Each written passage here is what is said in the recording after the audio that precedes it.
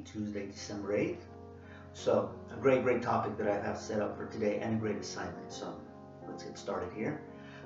Brendan Francis, an author who had a very difficult time adapting to his fame in the 1940s due to alcoholism. He used to say, I'm a drinker who has a writing problem. So very interesting choice of words.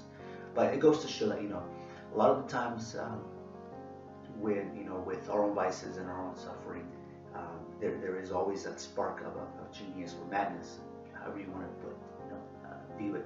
But in that spark, there's always a kind of like that yearning, that screaming for not goodness, but resolution and conquering of that oneself.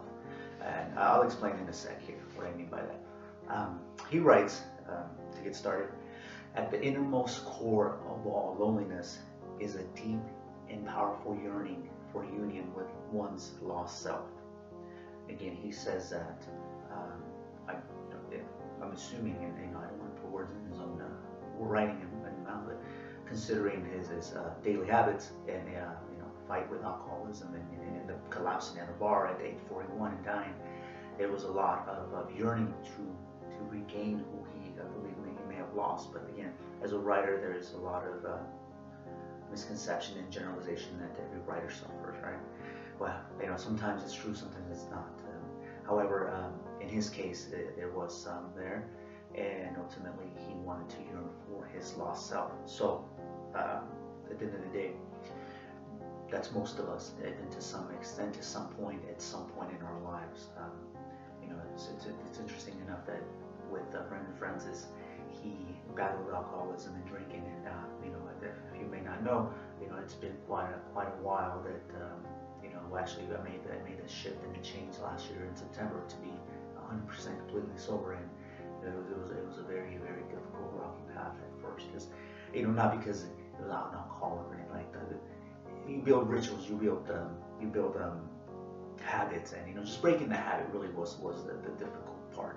And again, I'm putting myself out there for this, but ultimately I wanted to share it in order to really promote this project, in order to show you that personal transformation actually came from all these exercises that I wrote down. Again, from like I spoke yesterday, I brought from Zen Buddhism, from knowledge, from reading not just from theology, but from science, literature, psychology, my practices, my daily rituals with music, everything kind of encompassing all in one, and building a self-empowerment and then conquering who I was to reconnect and have a union with my lost self.